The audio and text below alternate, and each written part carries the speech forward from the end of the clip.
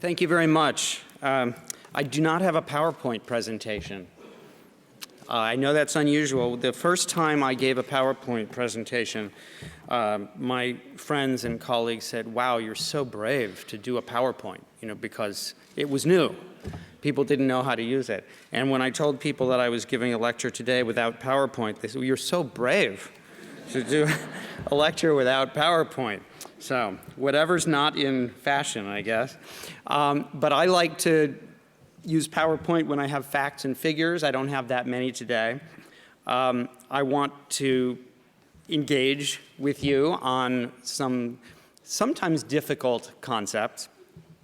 One of the things that I want to emphasize as well is I know there's not a lot of time for question and answer here, so if anybody has any questions, please feel free to email me at rgrink@gwu.edu. I'm very easy to find on the internet. My name is not that common. So I want to start out by telling you about something. I was doing some research in South Africa, and I heard a voice behind me, and it said, all right, Sparky, here's the deal. You want to court the little lady, you got to be a straight shooter. I immediately recognized this as a line from the movie Aladdin by Walt Disney Company, and I turned around and I saw a boy who had his fingers in his ears. This repetition of words and phrases, the posture, was familiar to me from my own daughter, who self-identifies as autistic.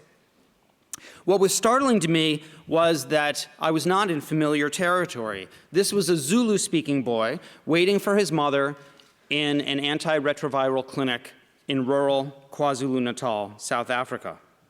He did not have a diagnosis of autism. Indeed, we could say that he does not have autism. He has repetitive and stereotyped behaviors. He has difficulties with social communication. But in his community, autism is unknown as a framework, as a construct, as a concept. It has no meaning. And so there's no way we could justifiably argue that he has autism to his community.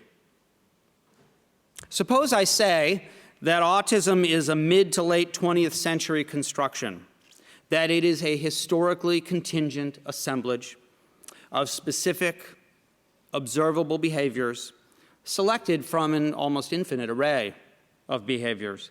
By saying this, I'm not arguing that the phenomena of autism do not exist. My daughter will have problems with social communication and speech, behavior, no matter what diagnosis she has, no matter if she has no diagnosis. A constructivist approach does not deny that there is an underlying biological condition that can produce certain behaviors, certain kinds of cognition, certain kinds of skills, certain kinds of suffering. But it acknowledges that we make models of behavior, models that are historically contingent and culturally constructed. Consider that in a recent paper, Polyak et al. Found no statistically significant change in the overall proportion of children in special education in the United States between 2000 and 2010. Indeed, the proportion of students classified with any special education category was lower in 2010 than in any previous year for up to 10 years. Yet, between 2000 and 2010, the classification of autism as a proportion of students in special education increased by more than 300%. So a lower rate of special education service provision, yet a 300% increase in autism. How do you account for that? Much of the increase is attributable to the steady decline of some other diagnoses, intellectual disability and specific learning disability, for example, and the rise of autism and also traumatic brain injury as desirable categories. What makes these categories desirable is partly what they are not. A parent of a child with traumatic brain injury, parent of a child with autism, does not want to suffer what many believe is the indignity of a label of intellectual disability. The parent of a child with a rare, complex genetic disorder may choose autism, because through that parsimonious category, the child joins an ever-widening group of peers and their families, and perhaps fits more neatly in pre-established programs.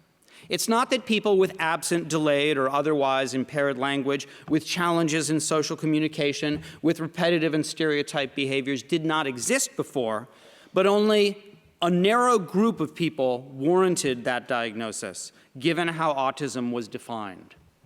So what I want to talk to you about today is the need to look at autism in its context. And by context, I mean its total context. Because when we speak about autism, we're not just speaking of that of which we speak, but that out of which we speak.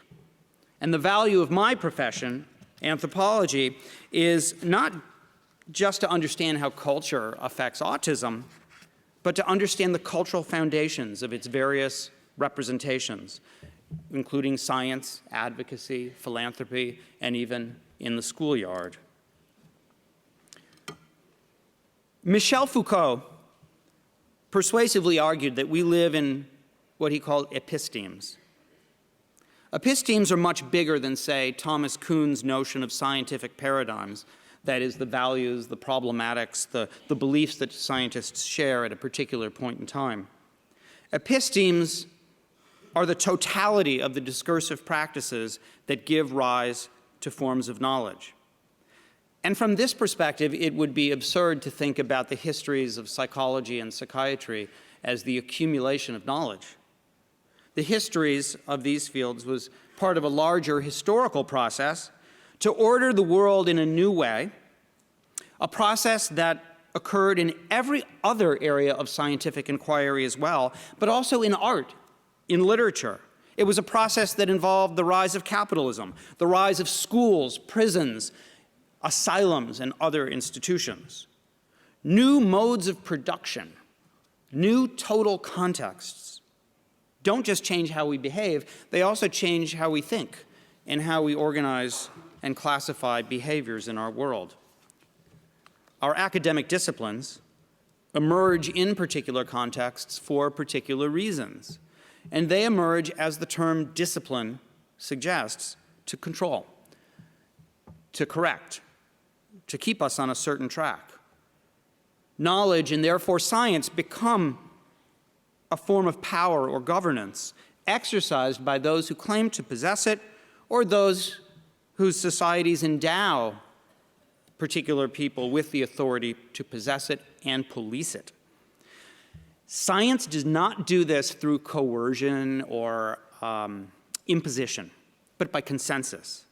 And we're often largely unaware that we are subjects of power. Under psychiatric governance, we experience autism as something real. We think it's an actual thing that exists in the world, rather than just a concept or a category to guide. It even has its own birthday, 1943. Born to one of two dads, right? Leo Kanner and Hans Asperger. But it is a concept. We made it. And this is why we could argue that autism did not exist in the 17th century or the 16th century or the 15th century, because to impose that category would be to impose something that we've constructed for our particular time and place on a very foreign community. Consider how we've changed this creation of ours in recent history. Not long ago, autism was childhood schizophrenia. Then it was not. It was unrelated to seizures and intellectual disability, and then it was.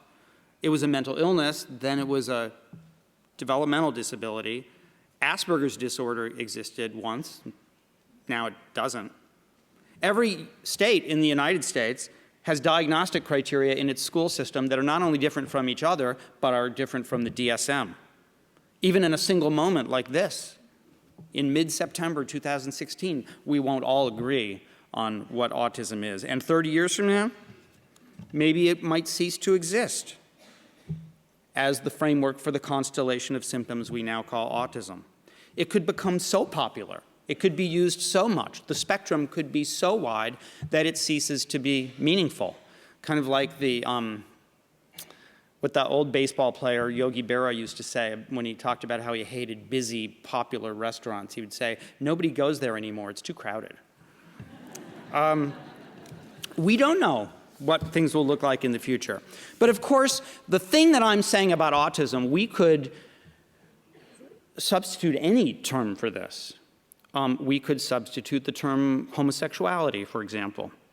The Oxford English Dictionary traces the first usage of the word homosexuality to 1892.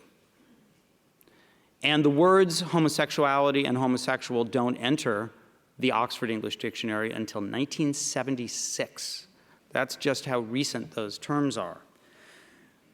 There was no homosexuality and no homosexuals before 1892. It's true. Because sex between people of the same sex, even if abhorred by religions, prosecuted by governments, was not distinguished or marked as a distinct concept that defined a distinct kind of human being. There's this huge debate among American historians about whether Abraham Lincoln was gay, because he had a long-standing romantic relationship with a man named Joshua Speed. But while he might have feared that people would find out and disapprove, he never feared being called a homosexual, because that concept didn't exist. It had to await the invention of heterosexuality, which, by the way, has that same onset of about late 1800s. The same can be said for people with post-traumatic stress disorder, many other things. There are many new kinds of people in the world that didn't exist before. Post-traumatic stress disorder, multiple personality disorder, fetal alcohol syndrome, for example. Yet people have always had trauma. There have always been people who dissociated and had hallucinations. There have always been women who consumed alcohol during pregnancy. What we have not always had is a certain group of experts who created these classifications, justified them as valid, integrated them into institutions, employed them by diagnosing individuals who came to see themselves in terms of that diagnosis, which is why challenges to diagnostic definitions sometimes feel like a challenge to one's own sense of self. A diagnostic classification like autism will be employed only where it's meaningful. In sub-Saharan Africa, where I've done a bit of work, it's not uncommon for families, educators, and healers to identify the locus of an individual's suffering, not in the person, but in the family or in a particular relationship that might involve malevolence or malice. So if a child does not develop language, it might be because somebody else in the family violated a norm. And the punishment might be expressed through the obvious symbol of vulnerability, the child. The term itself, autism, selfism, implies a separation of the person from the society. And in such contexts, it's often difficult for people to comprehend, even in Europe. Notions of autonomy and separation influence concepts of the child. Dutch parents, for example, tend to describe children that Americans might describe as dependent as sociable, while American parents of children with the same profile see dependence as a psychological problem, calling them clingy. Turkish parents tend to view American ideals of children's independence from parents to be problematic. With regard to the axis of disability, a key factor in determining educational placement is not only what constitutes a problem, but what constitutes a functional impairment, a disability that interferes with a child's education. There's considerable cultural variation in what constitutes a functional impairment. Leaving aside the possibility of true variation in children's psychopathology across cultures, many Italian children with perceived mood difficulties are less likely to be considered eligible for psychiatric care and more likely to be seen as someone in close touch with his or her emotions. One could make the argument that we have fetishized autism and made it into this real thing that we really think exists, And I don't mean fetish in some sort of sinister or sexual sense, or even in the religious sense. I mean fetish in the sense of something singular, set apart, and set apart from the conditions of its production. Marx, of course, described the commodity as fetishized. He argued that money is fetishized as having, we think money has real objective value. I have a dollar bill here. We think this piece of paper actually has value. That's counterintuitive. And we think it has value because what is masked in this piece of paper is the complex set of social relations that provide it value, that give it value. We think this has value independent of the activity that gave it that value. Prevalence trends certainly change because of factors that can have very little to do with actual incidents. If not culture, then how else do we understand the fact that the nation in the world with the very highest prevalence rate ever recorded, South Korea, 2.64%, the 11th largest economy in the world, boasting an outstanding educational and medical system, provides special education services to just 2% of its children, while the United States provides special education services to about 13%. An epidemiologic study of children with autism spectrum disorder in Venezuela, based solely on records of people who had been classified by their school system or by clinics or through insurance, found a prevalence of just 0.17%, probably due to limited government resources and a lack of awareness among professionals and parents. There are similar results elsewhere in Latin America, 0.11% in Ecuador, 0.27% in Brazil. We know that autism is more common where there are child psychiatrists. It's true. We know that autism is more common in wealthy communities. We know that diagnostic rates are higher in places where advocacy communities have done outreach. In the United States, there are state systems in which fiscal incentives promote a greater number of school diagnoses of autism. There are educational testing measures that promote greater numbers of school diagnoses of autism in order to exclude low-performing students from standardized tests that might reflect poorly on the school. In a recent paper, Kwok describes how in 1996, when California began to determine levels of special education funding on total enrollment rather than the number of disabled students, special education classifications either were flat or fell. Another important factor is special education litigation that requires the categories such as autism or traumatic brain injury or so on. One study of a comprehensive sample of published court decisions in the United States found that autism accounted for 1/3 of court decisions concerning the Individuals with Disabilities Education Act. In fact, many of our scientific ideas don't come from science. They come from science plus the total context. One need only think about the 18th century and the 19th century, where due to exploration and capitalism and competition between European countries, there was exploration and an attempt to try to figure out how to explain human and cultural variation. And artists painted paintings about the disintegration of the mind or the variation of the mind. And authors wrote books like Frankenstein, Dr. Jekyll and Mr. Hyde, while scientists posited that there was a dark and a light side to the mind, that you could think of the mind as being this perfect, coherent whole that degenerated over time. French evolutionary thought, scientists hypothesized that variation was due to the disintegration of the mind into its parts, with Europeans representing the coherence, the perfect mind, and non-Western peoples and people with mental illnesses representing fragmentation.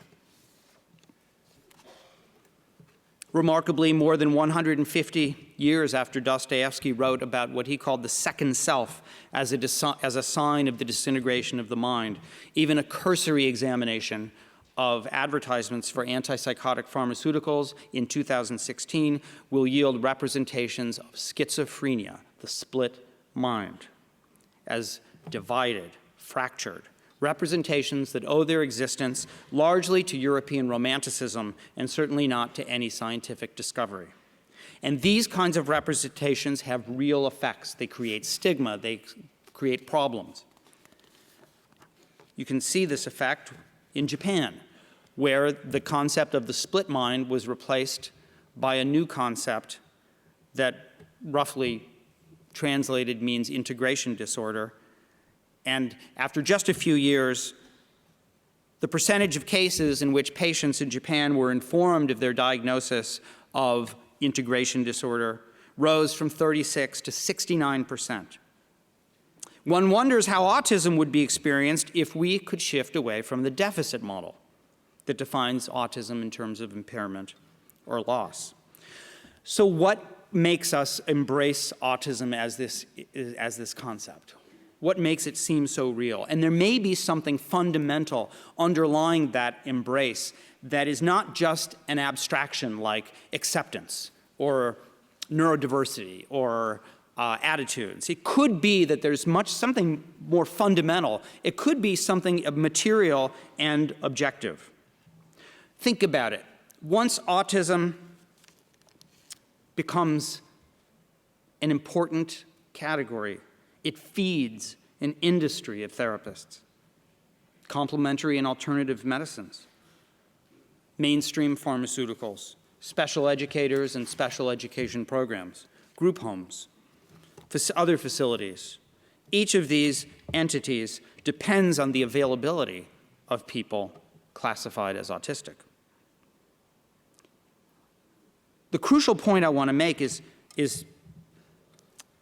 that we're not certain whether the knowledge that we've created in conferences like this or wherever is an improvement on what came before. We can't say for certain that it's an improvement.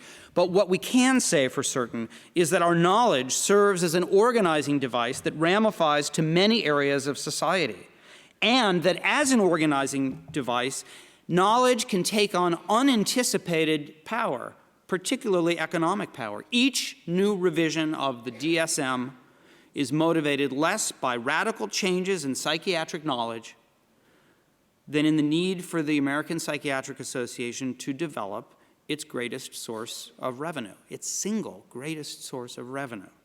Anne McGuire was the first person, I believe, to formally use the term, at least in publication, the autism industrial complex, in reference to the emerging infrastructure. Okay. The phrase comes from US President Dwight Eisenhower, who, after leaving office in 1961, expressed concern about the military-industrial complex. And we might want to ask similarly how the category of autism has become part of a web of interconnected and bounded interests. Even conceptions of autism in the common deficit model take language from the economy. In her book, The Accidental Teacher, Annie Lehman calls autism, quote, a greedy disability, unquote, because she says it takes away so much. This industry requires the availability of people called autism experts. The industry is necessitated by, requires, and produces new laws, high-cost diagnostic and screening tools, new forms of evidence and analysis, even new forms of aesthetics.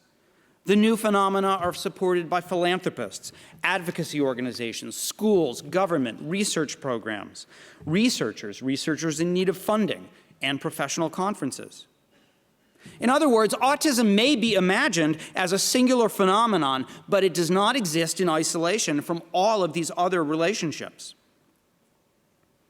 And just think about the amount of money that gets spent on autism, with aggregate costs in just, say, the UK and the United States of hundreds of billions of dollars. Imagine how hard it is then to resist any of these forces, Even if new and innovative, quote-unquote, stakeholders want to lead the fight, there's no way of matching or challenging this pre-existing network and finances of this matrix. Actually, think about the term stakeholder, too, right? It's an economic term. A stakeholder is typically defined as a person or an institution that has an interest in ensuring the success, ensuring that what we have keeps going. When an organization calls me a stakeholder because I have a child with autism or because I do research on autism, there's an implicit assumption that everyone who has an autistic child or is an autism researcher or who has autism has an interest in either helping the organization or at least the object of that organization's work. Stakeholders are all, in a sense, owners of autism with a stake in protecting it, whether it's as an object of study, a professional identity, or social identity. I'm just seeing, I just saw that I'm up there. I had no idea. That includes me, by the way, this identity. Many of the most heated debates in autism, I think, have boiled down to the question of who owns autism, of, who has the right to, who has the authority, who has the right to talk about it, to represent it. I think there is an answer to the question. There's an unsatisfactory. I think there is an answer to the question, who owns autism? One answer is that we all own it, but I'm not sure it's a satisfactory answer because it still presumes a kind of buy-in to the concept that autism is a real and stable thing rather than something we create. Marx's idea of the fetish was that humans create an economy that appears to be natural and real, to which we're subordinated. So if we're going to think about autism as a fetish, we may have to reframe this answer of who owns autism. Perhaps we need to turn it on its head and give the answer that autism owns us. Autism owns us because it is a category that exists right now that we have so much difficulty seeing as a construct, so much difficulty seeing that we have the ability to accept it, reject it, change it. And I want to switch gears a little bit to talk about what might be a kind of exemplar of some of the things that I'm talking about. And that thing is something that's created a lot of debate lately, which is the puzzle piece, that symbol that's everywhere, that ubiquitous symbol. I mean, I can think of no, except for maybe the pink ribbon for breast cancer advocacy, I don't know that there's anything else that's as ubiquitous as the puzzle piece. I think it's sort of an exemplar of what I'm talking about. A few years ago, David Mandel asked me if I wanted to write a short essay on the puzzle piece. The first thing I thought about was my daughter Isabel, who sometimes uses the word, often uses the word autism to describe herself and her talents, among them an incredible jigsaw puzzle talent. She'll frequently do very complicated puzzles, but she turns it over so the picture side's down, and then she just does it based on the shape. And then there's always one piece missing. And she can't really explain to me why she's put one piece in her pocket or under a pillow or in a jewelry box, but it prevents that puzzle from becoming complete. It's always on the edge of being complete. The next thing I thought about was James Merrill's celebrated poem, Lost in Translation, which is about a missing puzzle piece. Merrill represents himself as a child through this puzzle. A missing puzzle piece represents him as a child, a person who is incomplete. But incompleteness in Merrill's poem and incompleteness in my daughter's engagement with the puzzle does not denote deficit. For him, as for everyone, there is always a piece missing. That life, by definition, is never complete. That the image we assemble of ourselves may seem real and coherent at any particular moment, but its shapes and its meanings change constantly. The puzzle piece is now associated largely with the American Foundation Autism Speaks and also with the Autism Society of America, but it was first used here in the UK. It was established in 1963 by the National Autistic Society. an organization founded by parents and modeled on the Spastics Society of Children with Cerebral Palsy. The logo, no longer used by the NAS, was designed by Gerald Gasson, parent of an autistic child, and he superimposed the image of a crying child on the puzzle piece to illustrate both that autism is baffling and that people with autism suffer and do not fit in.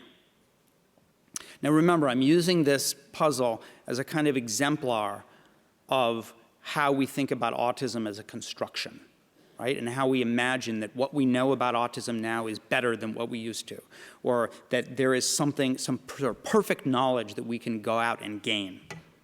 I think one reason the puzzle endures goes beyond the idea of people not fitting in to denote the universal problem that no one ever fits into society because all societies are constantly changing shape. Just as Merrill's puzzle stands for the unstable relationship between the individual and some imagined whole, so too is autism an ever-changing assemblage of ideas and practices that perhaps like any historical construct is a set of relationships at once interlocking and in tension. The meanings and values of autism as we now conceive it, like genetics or economics, or any other construction we may use to talk about human behavior, change constantly because societies change. Much of that tension exists between the part, the individual, and its imagined whole, the society in which the individual lives. And the puzzle piece therefore becomes a contested symbol. Who has the authority to interpret it? Ironically, the word symbol comes from the ancient Greek term for the fragment of a token for entry, like when you give half a ticket when we attend a play or a concert, you have that stub. And so the ancient Greek verb symbolize, actually meant to put together or to make whole. It referred to the inferences we make from incomplete information. Similarly, although each puzzle piece is unique, the desire to work on a puzzle presupposes both that the pieces will interlock and that we know what the puzzle as a whole will look like the cover of the box it came in. But for autism, the whole always differs. Depends on your perspective. For autism researchers, the whole might be a coherent system of scientific knowledge that explains, treats, and maybe even cures what we call autism. For some autistic self-advocates, the whole is a definition of normalcy, championed by the normal or neurotypical. The incomplete puzzle in this view represents that deficit model of autism. It suggests there's something missing in people with autism, that the completed puzzle will mean cure or a destruction not only of personhood, but of the positive characteristics of autism that contribute to human diversity and creativity. Indeed, self-advocates may very well identify more with the puzzle piece than the puzzle itself, and argue they are best represented by a piece that will never, should never fit in. Still, other advocates see the imagined puzzle to which the piece belongs as society at large, and the lone separated piece as a representation of autistic isolation. For them, that image challenges their current experience. It denies the existence of an autistic sociality at a time when advocates have been working so hard to demonstrate that people with autism do build and maintain meaningful social relationships and even new social identities.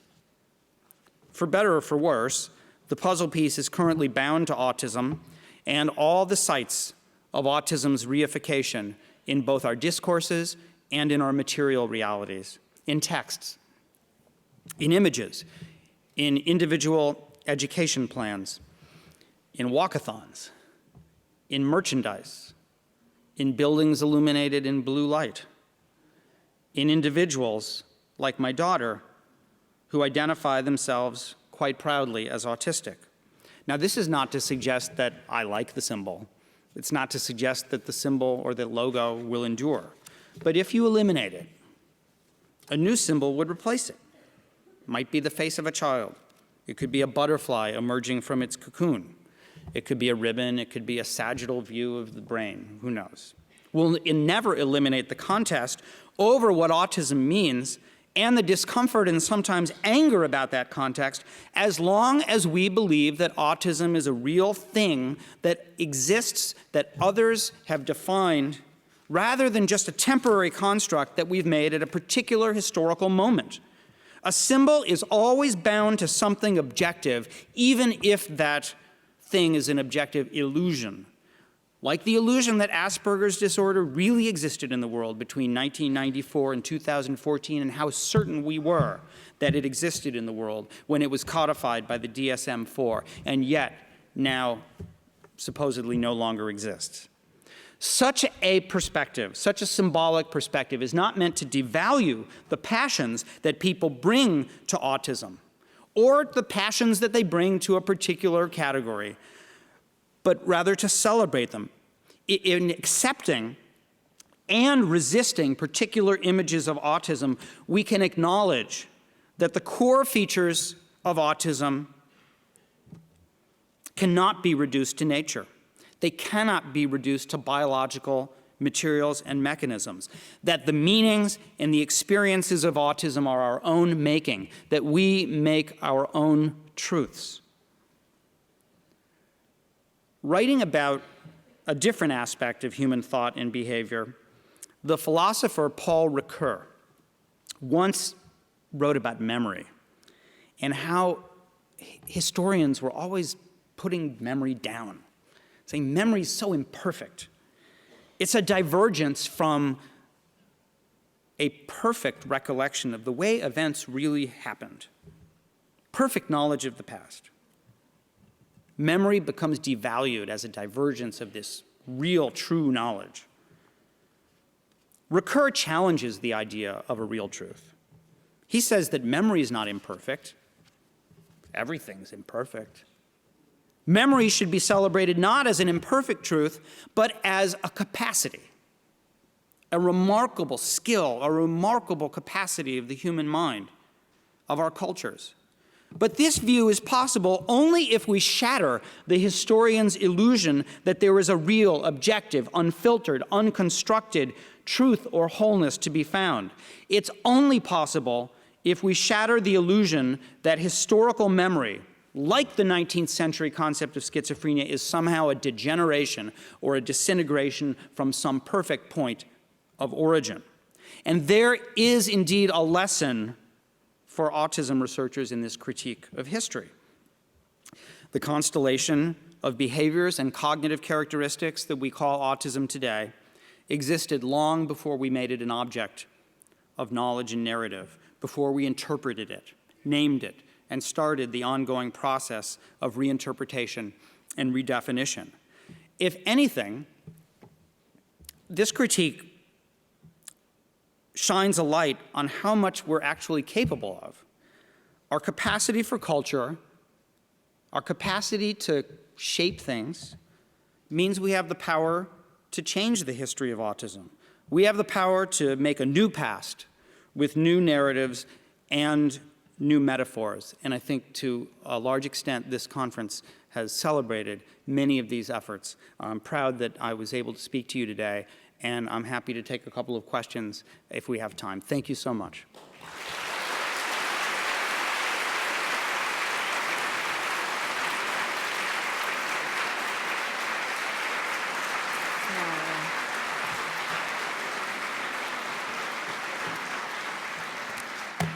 Thank you for this very amazing speech.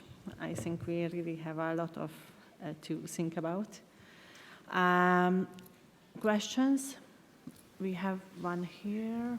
Microphone. Okay, and one is there. Okay. Hi, Roy. I was just thinking about, you mentioned Foucault and theorists as well, like someone like Howard Becker, I've got in mind. And with, say, the infinity ribbon symbol that autistic activists are using, and the rejection of the puzzle piece, that could be seen as a kind of symbol of rebellion in a sense and counterculture. So I was wondering if you had any kind of insights you want to share or comments about that. Well, I would only comment that, that we should celebrate resistance, because resisting acknowledges that there is power being exerted. And when you come up with a new symbol, when you contest the old one, you're actually acknowledging that there's something to fight against, and that you have agency and you have the ability to do this. I mean, the greatest thing about the neurodiversity movement, or however you want to refer to that movement, is the idea that that there are people who have the right to express their opinions, and that those opinions are geared toward asserting a kind of right or a certain kind of power over a pre-existing idea. I mean, basically what I've talked about here is the idea that we cannot accept that things are the way they are because they're in writing, or because they are the standard mode of discourse, or because there are now MA programs and PhD programs that specialize in this category. If we fetishize something, then we can fail to see how we're subjects of its power.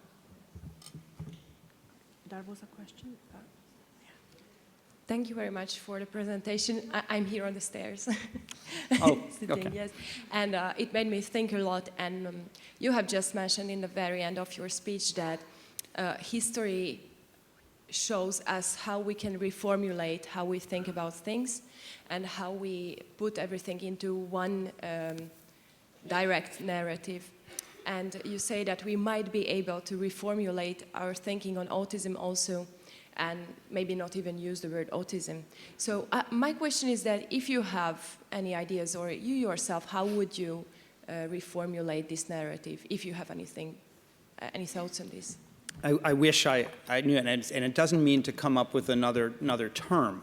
But if we just take the term autism itself, which continues just in the word itself to think that selfism, and whenever it's translated into other languages like African languages, it's always selfism, inward, something that denotes an inward-looking thing. And yet, everything that we're learning about the autism spectrum a lot of what we're learning seems to go so much against that. The fact that there are different kinds of sociality in the world.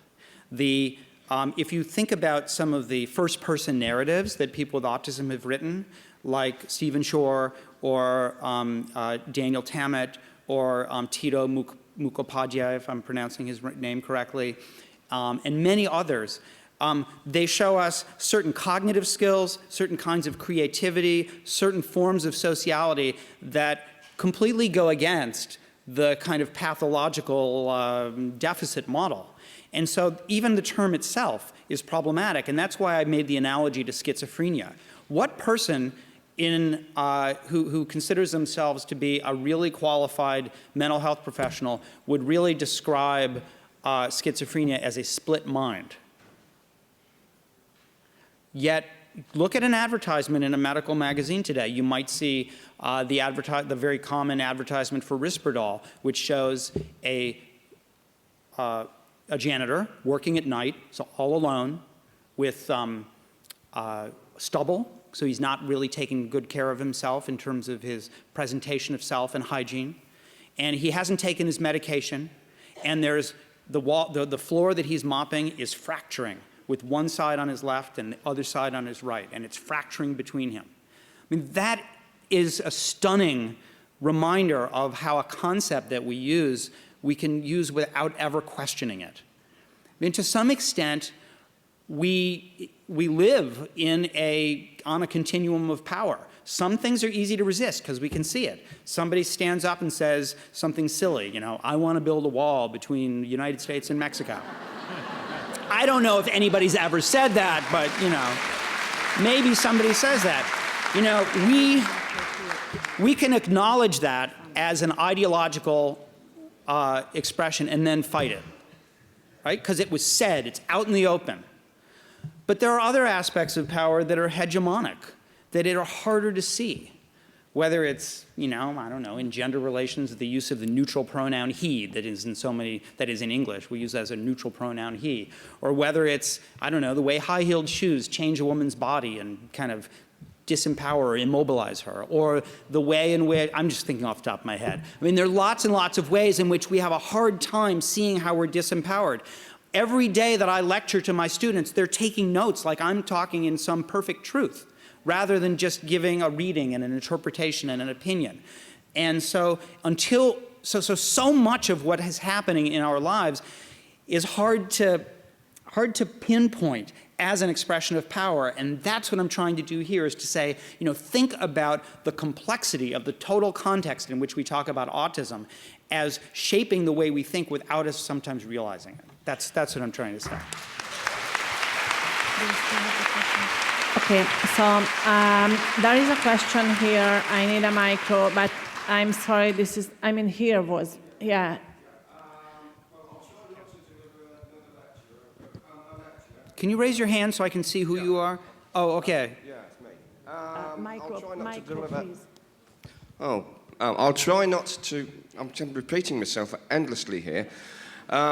We all trade in words, that's what I can say, and we trade in metaphors and we use words in different ways. And you have talked of marks and commodification, so I'd like to give you another metaphor to think of.